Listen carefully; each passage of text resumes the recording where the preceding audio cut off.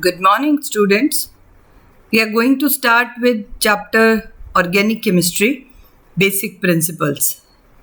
In this chapter, we'll discuss about organic compounds, their properties, their nomenclature, and various types of isomerisms shown by them. Organic compounds initially actually they were obtained from living beings, and in living beings they are present in many different biomolecular form like sugars, carbohydrates, lipids or fats, proteins, nucleic acids like DNA and RNA. All these are organic compounds. Initially, it was believed that organic compounds can be obtained only from living organisms, that is, plant or animals.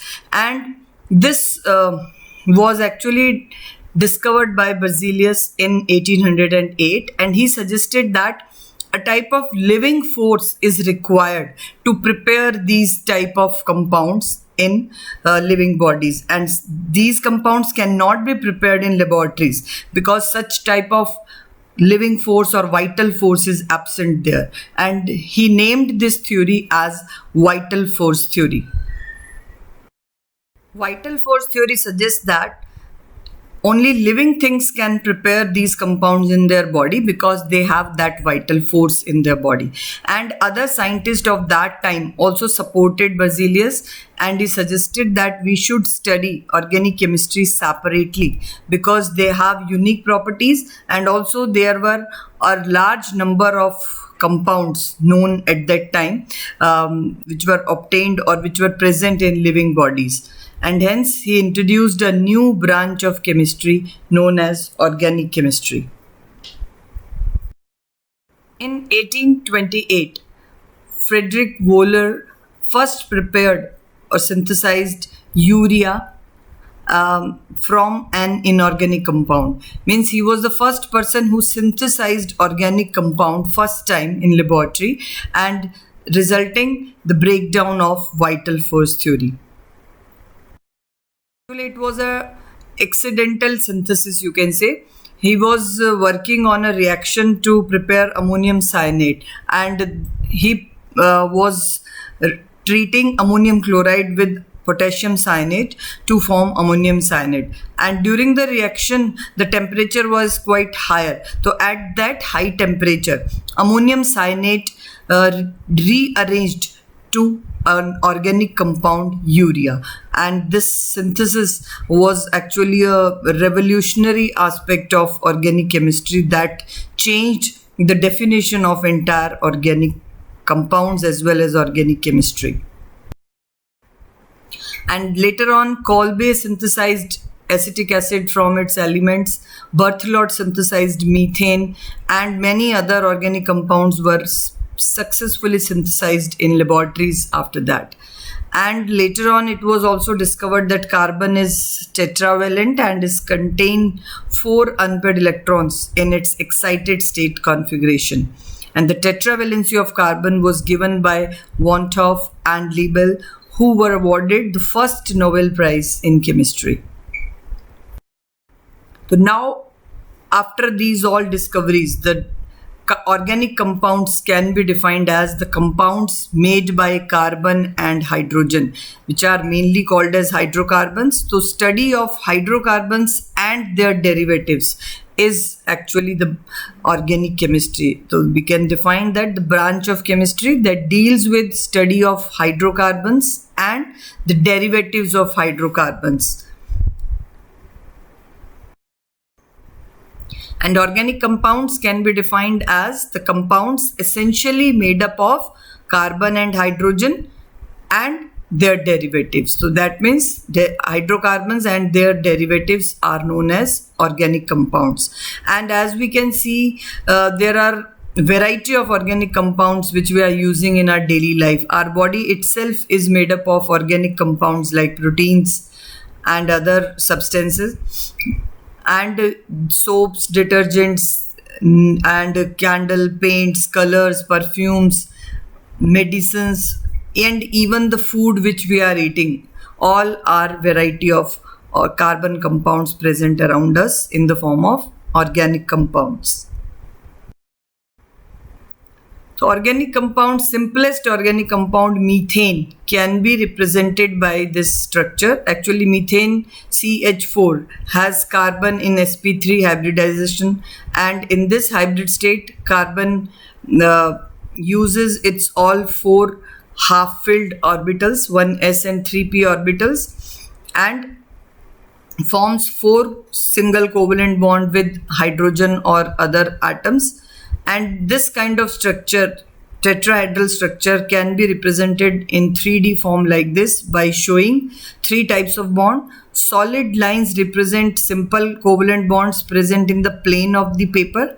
As it is a three-dimensional representation, so bonds present in the plane of paper are shown like single solid lines, whereas wedge-shaped lines represent the bonds going toward the viewer. That means you can say out of the plane of the paper backward, and dashed line represent bonds going away from the viewer. That means backward out of the plane of the paper.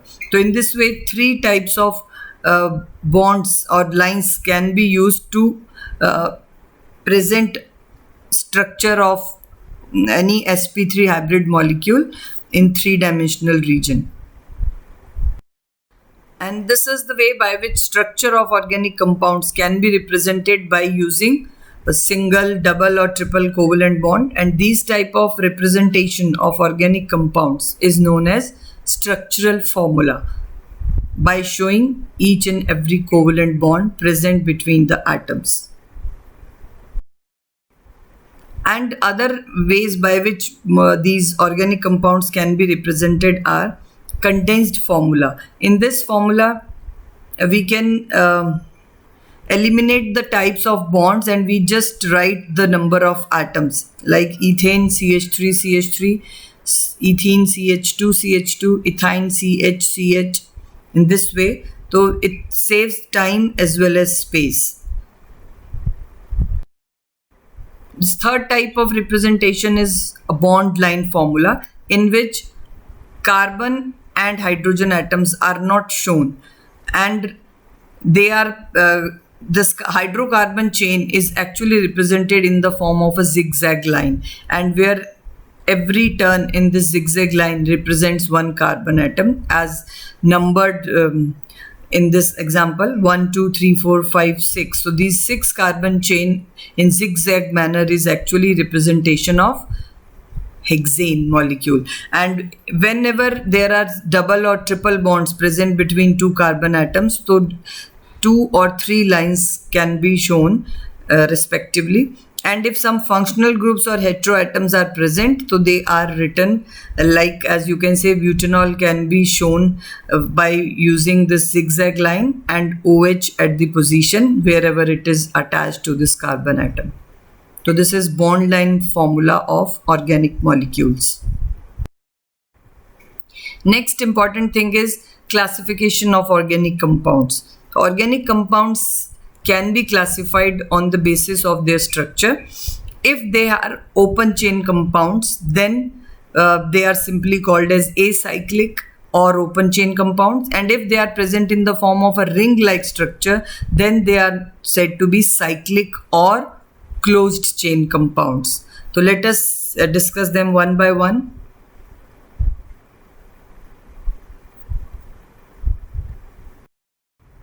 Let us now discuss the types of organic compounds.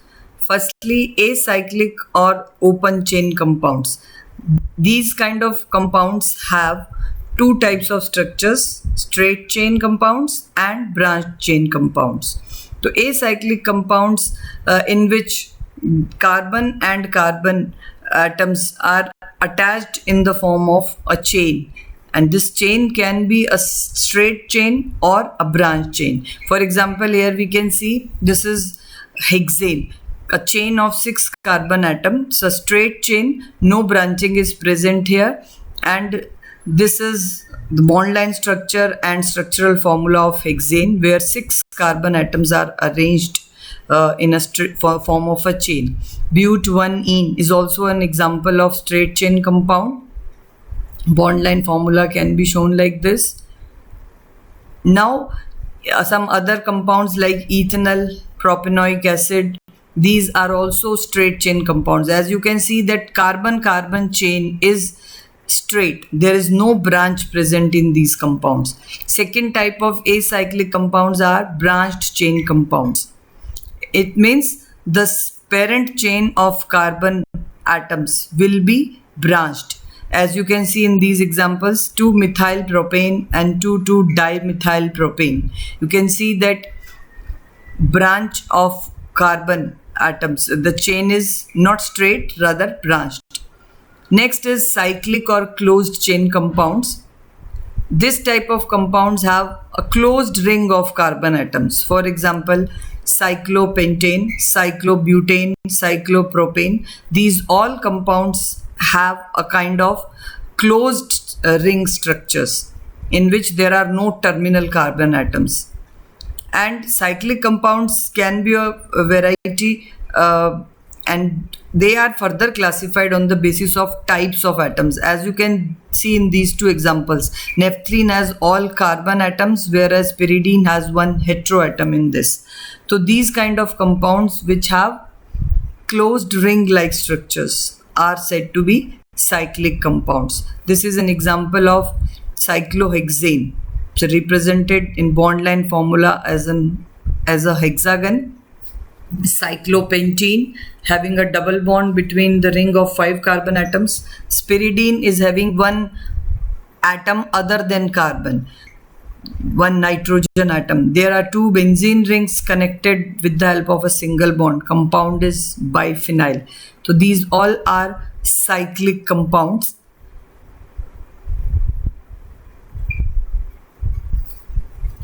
Cyclic compounds are further classified into 2 types, homocyclic or heterocyclic.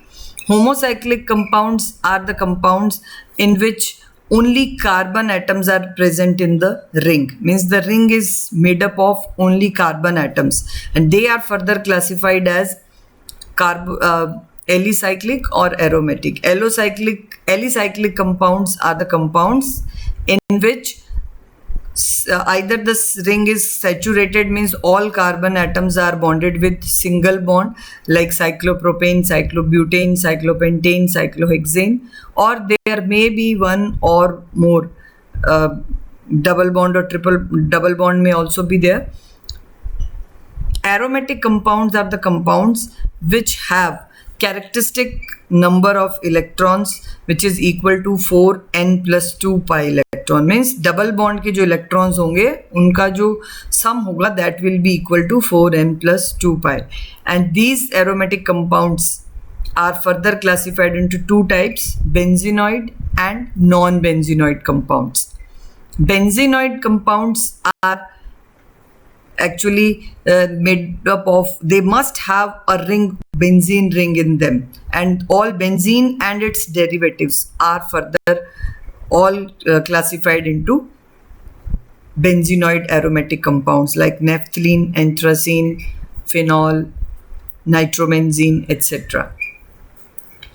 Biphenyl, para-terphenyl, in which 3 benzene rings are connected with the help of a single bond. Biphenyl has 2 benzene rings connected with a single bond. Next type of aromatic compounds are non-benzenoid. Means these are the compounds in which the benzene ring is absent. Means if a ring containing 3 or more than 3 number of double bonds, but they are not in the form of benzene ring. For example, tropone, tropolone, azulene are the examples of non-benzenoid aromatic compounds. Next is heterocyclic compounds. Heterocyclic compounds are the organic compounds in which the ring or the cycle is consisting of some heteroatom. Means if the ring has carbon atom plus some other atom like nitrogen, oxygen, sulfur, etc.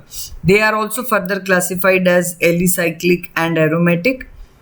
The heterocyclic compounds which do not show the characteristic of aromatic are like examples oxirane, having an oxygen atom with 2 carbon atom in the ring, oxolane oxetane. These all are the rings cyclic compounds having oxygen atom. Next, aromatic heterocyclic compounds are the compounds in which show aromatic character, but they have one or more heteroatom in the carbon ring. Means carbon के अलावा ring में oxygen, nitrogen, sulfur कुछ भी atom present हो सकते हैं. Examples pyridine, furane, thiophene, quinoline, etc.